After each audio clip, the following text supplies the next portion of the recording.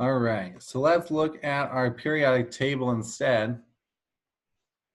And let's start out with something different. So, first thing I want to talk about is our blocks. We have 4 different blocks of 4 different sections of the periodic table that we have to know for our electron configuration.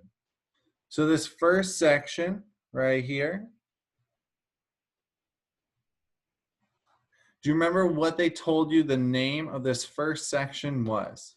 What letter did they use? There were 4 letters that we had the option for. We had S, P, D, and F. Which letter is this one? S. This is our S block. Perfect. What about this section over here?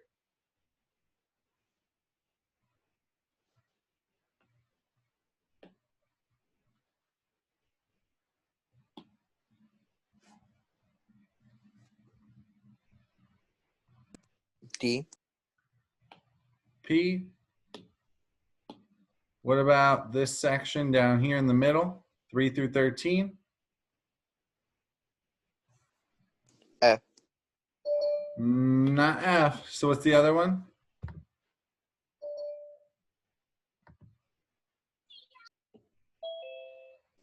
D. D. And so then this last section way down here, what's this section then? F. F. Perfect.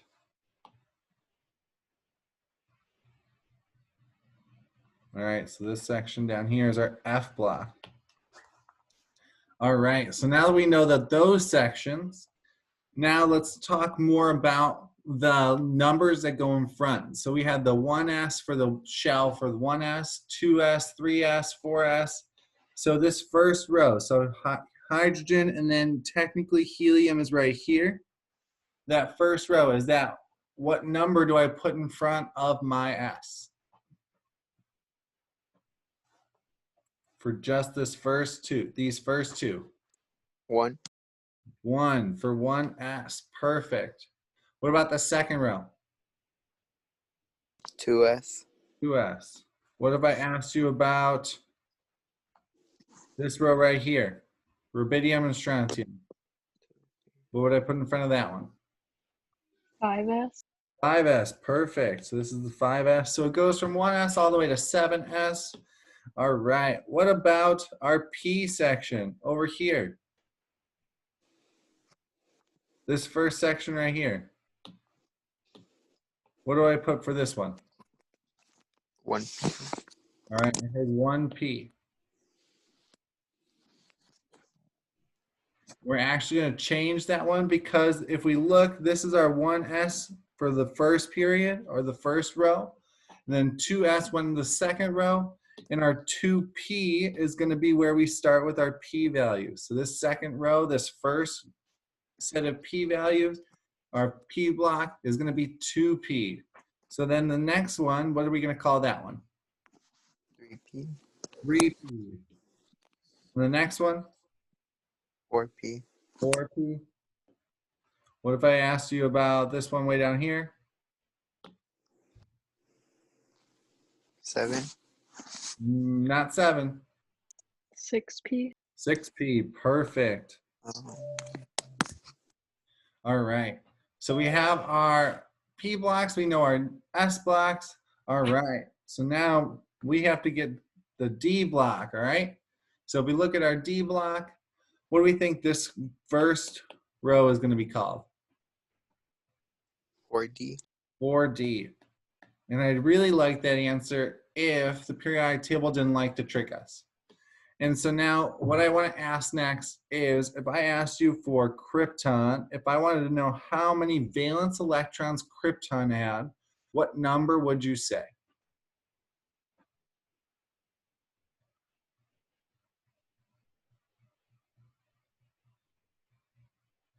Four. 4, not quite. So if I asked you, let's start with potassium, or K. How many valence 8. electrons does potassium have?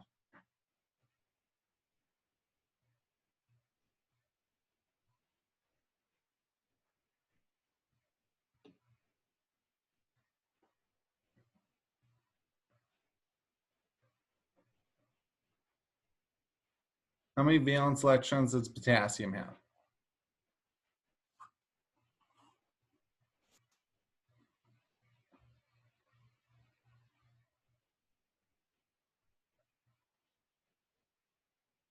Not 4. So if we're in that first group, that first column, potassium's way over here in that first column. How many valence electrons does that first column get? 1, 1, 1, perfect. What about the second column?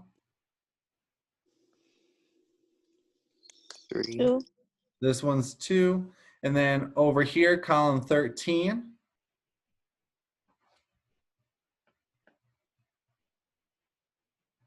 3, 3, column 14, 4, column 15, 5, 16, 6, 17, 7, and 18.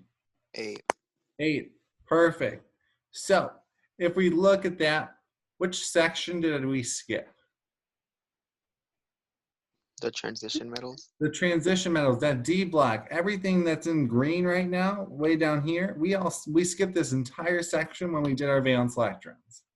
And that's because this block, this D block, this first one, we're starting at 4s right here.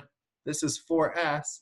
And when we get to that, the scandium, that third one, that first one in the D block, it becomes a 3D, which means that those electrons don't go in the fourth or outermost orbital, but they go in the inner orbital, one below our fourth orbital. So the electrons don't go in the same orbital or the same ring around the nucleus.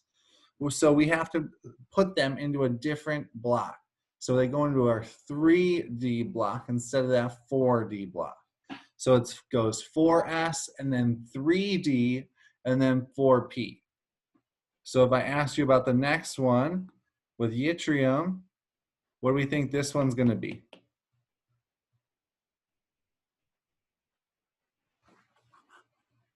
What block do we think this one's going to be called? If the one above it was 3D, what do we think this one is? 4D, 4D, perfect. All right, and then what about this block right here? 5D. 5D, perfect. All right, now the Fs, they want to mess us up again. So our Fs go in this section right here, right before our 5D section, our Fs are going to fit in there. So if this is 6s and this is 5D, our Fs want to mess us up even more. So they're going to be similar to how we started our D blocks.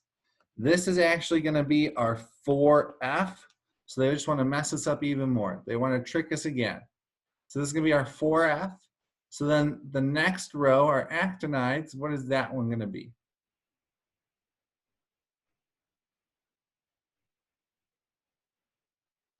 5F, 5F, perfect. All right, so now that we've labeled pretty much all of our sections, we know which section is each block and each shell. The first question from our bell ringers asked about argon. And argon is way over here. And we need to figure out our electron configuration for argon. So every time we find our electron configuration of something, we're going to do it kind of like a board game, where we're going to start at the beginning and we're going to work our way to argon. So if we start at the beginning, what element do we start at? Hydrogen. Hydrogen. So we need to fill up all of them until we get to hydrogen. So we start with hydrogen and helium, and that fills up our entire 1s section. So I'm going to write 1s, and how many electrons or how many atoms did I mark off for my 1s section? 2. 2. So I'm going to put a 2 above my 1s. So 1s2. I'm not at argon yet, so I have to keep going. So now I go to my 2s section. And I'm going to cross out the elements in my 2s section, and I did not make it to argon. So I'm going to write my 2s. And how many elements did I have to cross off in my 2. There we go. 2s2 because I crossed off 2 elements in my 2s block. All right, 2p. I'm going to cross off all the elements and see if I can get to argon, and I did not. So how many elements did I cross off in 2p? 6. 6. So I'm going to put a 2p6. I'm going to go to 3s, and 3s is way down here. I'm going to cross off my elements in 3s, and I didn't make it to argon, but how many electrons did I cross off?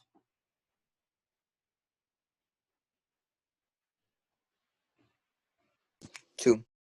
2 of them in that 2s category. Now I'm going to get to my 3p, and I'm going to cross off until I get to argon, or I'm going to cross off all of them. And I did make it to argon, so I can stop. And so I'm going to put my 3p, and how many electrons did it take to get to argon? 6. 6. So I'm going to put a 6 up above my p, and that's going to be my electron configuration. Is that making some sense? Hopefully. You want to give me a thumbs up with your reactions maybe?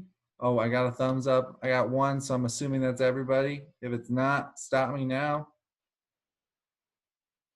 All right, no one stopped me yet. So then the second question, I'm going to erase this one, and I'm going to rewrite the second question up here. So the second question asks, what element has the electron configuration 1s2, 2s2, 2p6, 3s2, 3p6, 4s2, 3d8. So does anybody have a guess as to what elements that is, or should we go through it right now together?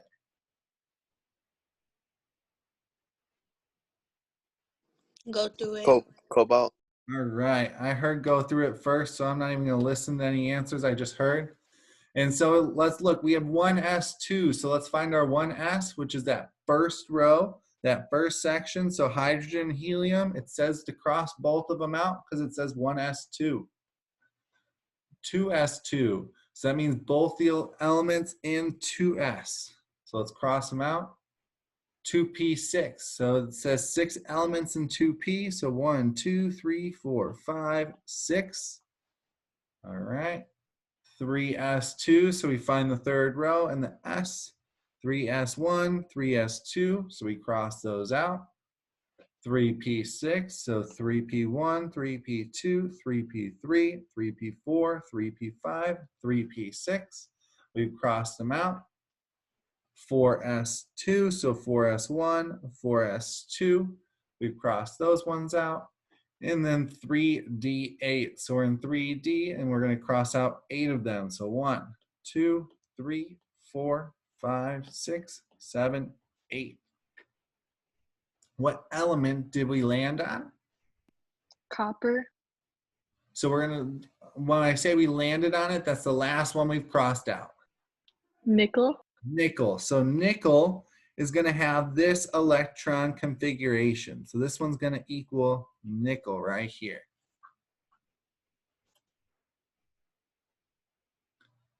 Is that making some sense?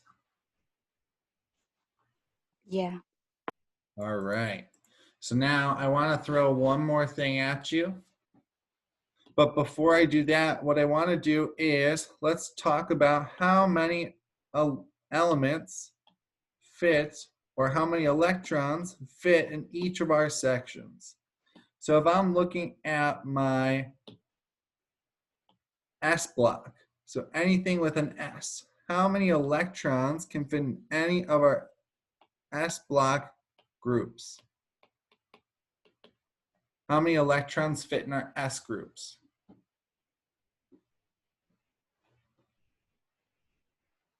So if I'm looking at 2s, how many electrons or how many atoms do I cross off? What do I put in there?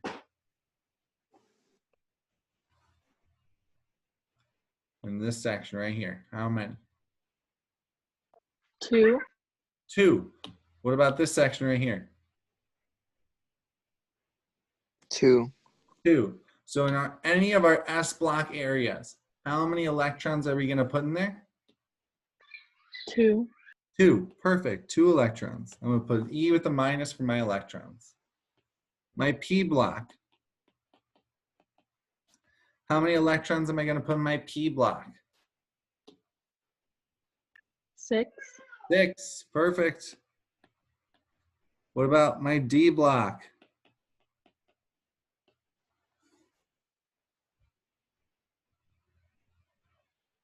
10. 10. And then my F block.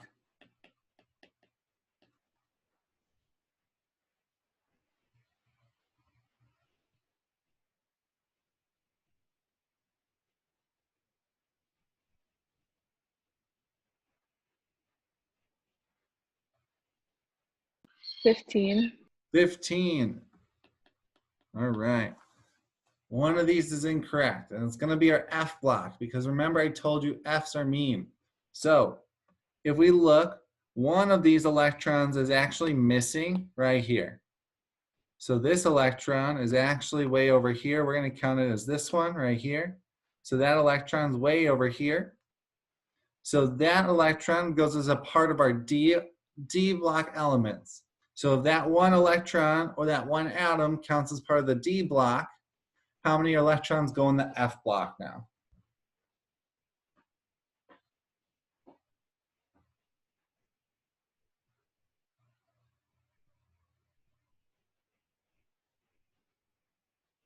$16.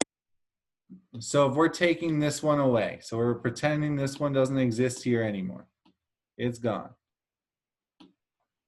It's way back over here now. How many are left in that F block for 4F? How many electrons?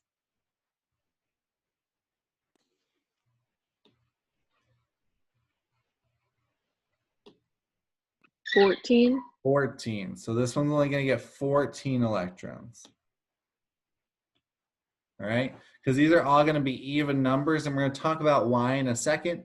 But our two electrons go in each S block, 6 electrons can go in the P block, 10 electrons can go in the F block, or D block, and 14 electrons go in the F block. So now, if you guys open up your orbital notation introduction, there are 2 problems at the very top where you're finding the electron configurations for magnesium and arsenic. Arsenic down here.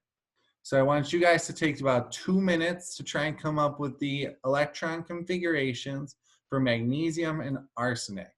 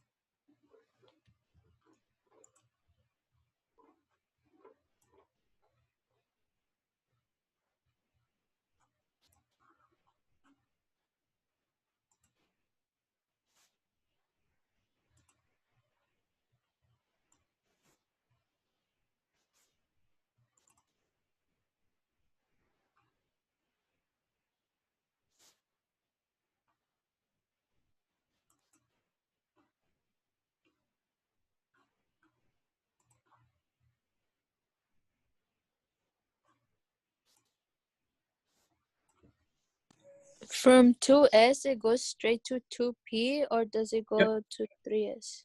2S to 2P. You're right. Okay, thanks. Yep.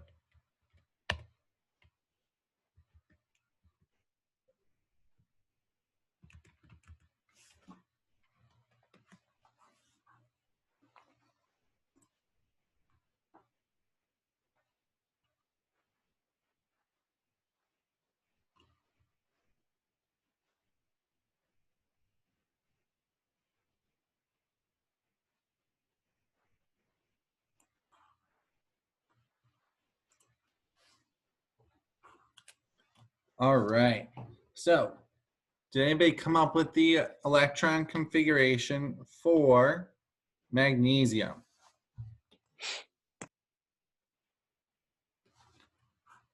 One S2, two S2, two P6, three S2.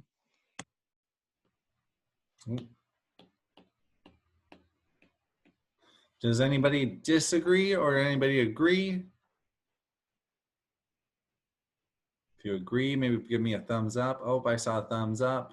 I'm assuming that means everyone agrees. If I see the 1, a 2, there we go. Man, everyone's agreeing. All right, arsenic. What about arsenic? Did anybody else come up with arsenic? Oh man, like 6 thumbs up. There we go.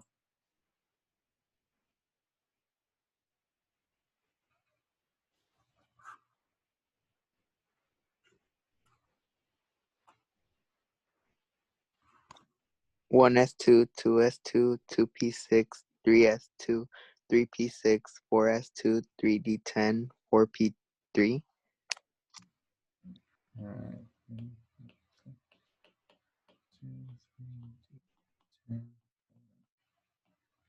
You said that, correct? Anybody agree? Disagree?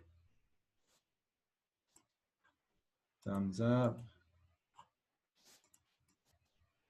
2 thumbs up. 3 thumbs up. All right. 3 is a magic number, I think. All right. So it says, so these are both right. Nice job. Hopefully everybody else got those same things, or if you didn't, let me know once we're finished and we can go through it together. But it says for each electron spins in a set direction. Orbital notation provides us information about the movement of those electrons. So we know that they're electrons and they end up in different orbitals and different shells and different subshells, but there's also the fact that they spin in different directions. So before we learn that, we have to remember these rules that we should have gotten from our gizmo the other day.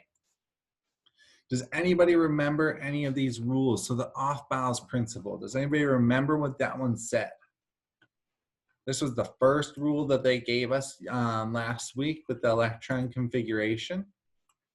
Do you guys remember what that rule was?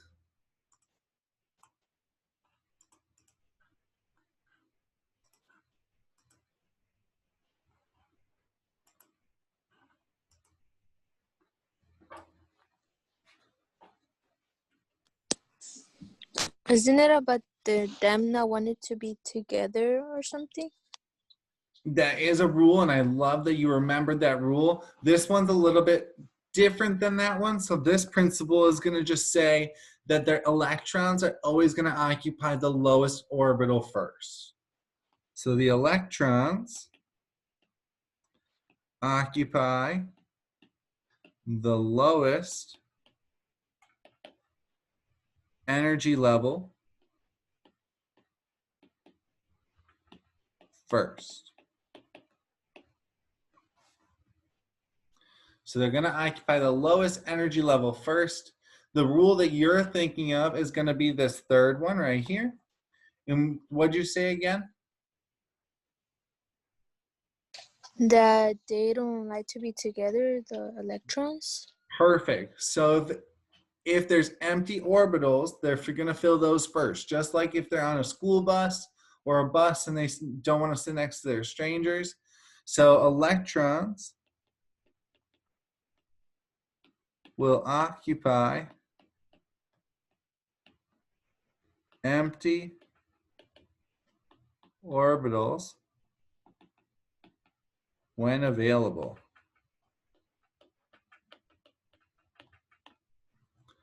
And electrons are going to occupy the empty orbitals when they're available. So if there's more than one space open, they're going to occupy the open spaces first. And then Pauli's exclusion principle. Do you guys remember what that one is? This one had to do with the spin of the electrons. You guys remember anything about the spin of those electrons?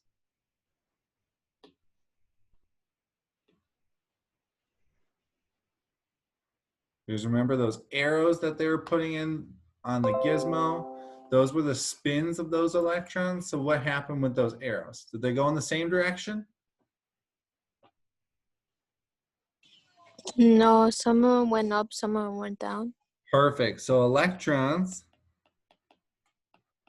sharing an orbital have opposite spins.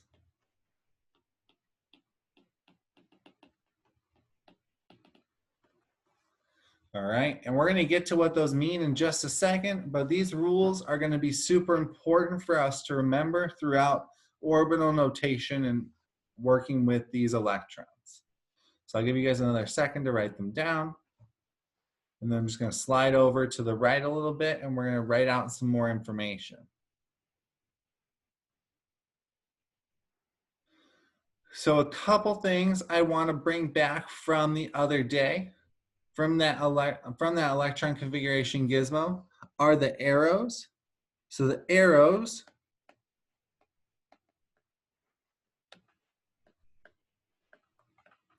represent what? The arrows were equal to what? Do you guys remember what those arrows represented? When you put the arrows into those boxes, they represented the what? The spins. The spins, perfect. The direction of the arrows represents the spins. The direction equals spin. But the arrows themselves, what did they represent? When we put those arrows down in the boxes, what did we see occur? The electrons. The electrons. The arrows represent those electrons. And the direction the arrows point represents their spin. And then those boxes, the boxes are going to be our orbitals. The boxes are going to be our orbitals.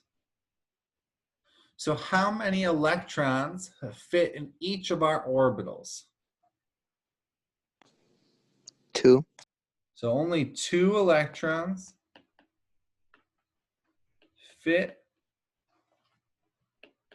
in an orbital. And they have to go in opposite directions when we put them into those orbitals. So if only 2 of them fit into each orbital in our S block, so anytime we have an S, how many electrons, or how many orbitals are we going to put for our S block? We talked about how many electrons fit into our S blocks. Do you guys remember how many electrons we put in an S block? 2. We put 2 electrons in an S block. And so how many orbitals or how many boxes do we need to draw if we're drawing an S block? 1. 1 box, 1 orbital. Our P block. How many orbitals do you guys think we're going to draw for the P block? Or how many boxes do we draw for our P block? 6. There's 6 electrons, right? And how many electrons fit in an orbital? 3 boxes. 3 boxes is going to be the one we're looking for, 3 orbitals. Because you can have 6 electrons, and each box holds 2 electrons. So we're going to have 3 sets of 2, which is why we only need 3 orbitals.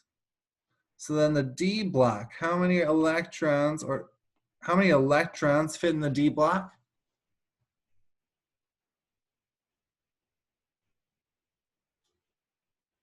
How many did we say? Do you remember?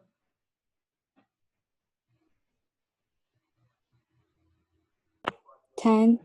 10 electrons fit in our D block. So how many orbitals are we going to need?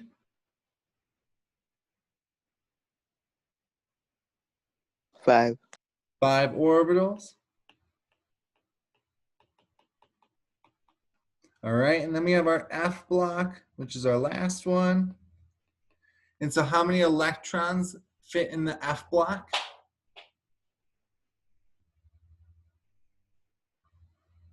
14. 14, which means how many orbitals or how many boxes do we need? 7. 7 orbitals, perfect. All right.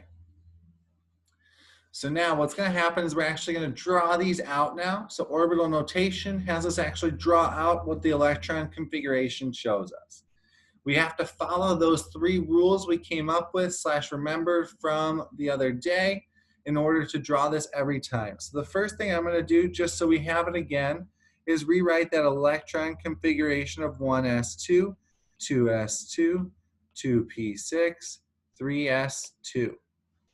So the first thing we need to draw out is that 1s box, that 1s orbitals. So how many orbitals do we need for the 1s?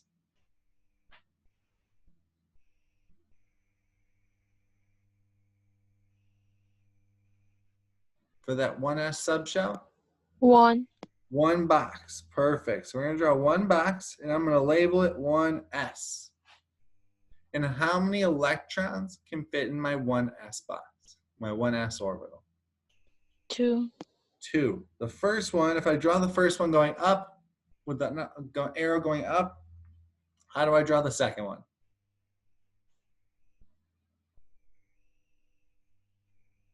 Down. Going down. Perfect. My second arrow goes down. All right, I have my 1s box. My 2s. How many orbitals do I need for my 2s?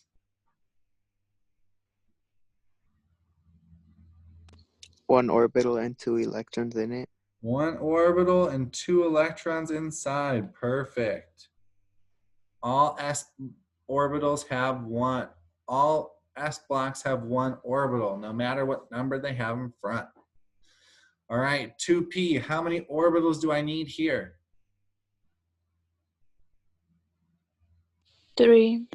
3 orbitals. Perfect. So I'm going to draw my 3 boxes and label them 2p. And how many electrons go inside?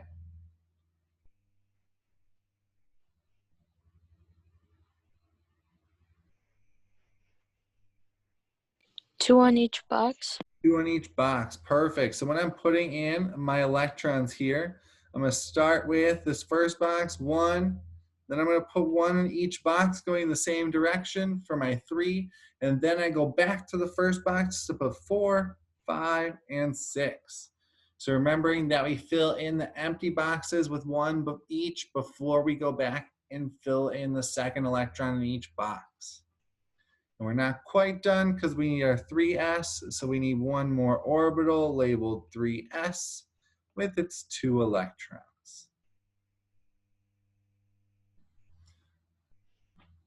Any questions on this one?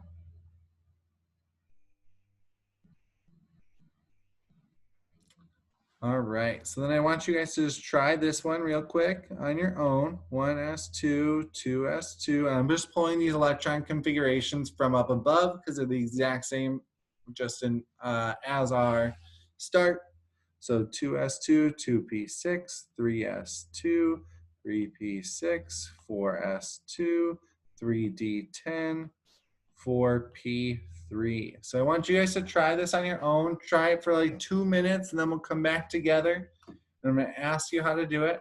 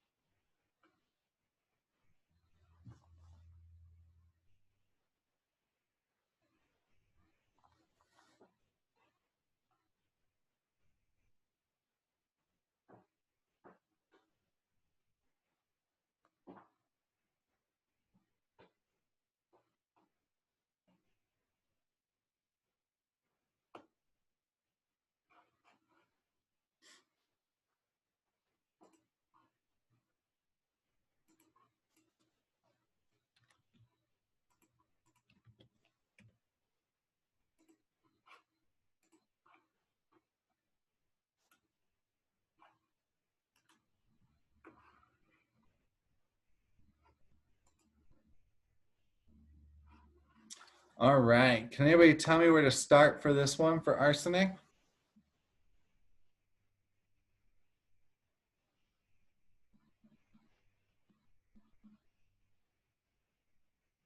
One S has one orbital and 2 electrons in it. Awesome. All right. What's next? 2S, 2 electrons. Okay. 2P, 3 boxes and 2 in it to make a 6. 3S.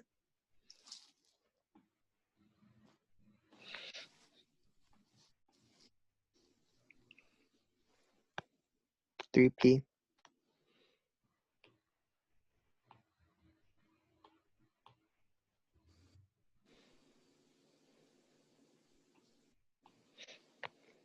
4S.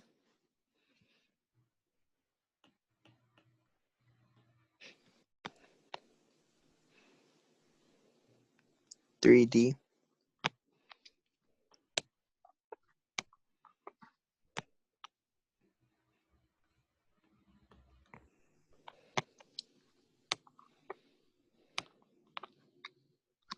4P.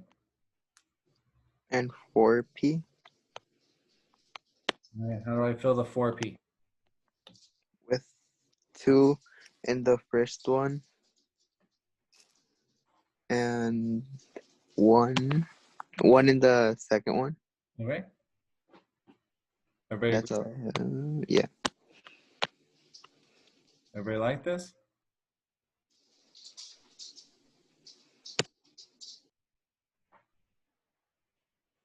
Everybody had the same thing? I put 1 in each box for the 4P. You put 1 in each box of the 4P. Perfect. Remember that Hund's rule right here. This one, that's important. Electrons will occupy empty orbitals when available. So 4P has 3 empty orbitals with 3 electrons that need to go in it. So the first one always goes here no matter what, but the second one is always going to go to the second box first, and the third one's always going to go here before we continue going back to the original one. So we're going to go 1, 2, and 3, just like this. So make sure that those 3 are spread out into the 3 different boxes. 1 in each, not 2 in the first one, leaving 1 empty orbital. We want to have 3 spread out. Any questions on what you guys are doing today? I think that was the whole class period. I'm sorry, guys. So if you guys have any questions and want to stay behind and ask, otherwise you guys are good to go. We'll do some more practice with this tomorrow. Thank you. Have a good day. Bye. Have a good day. Thank you, you too. You too.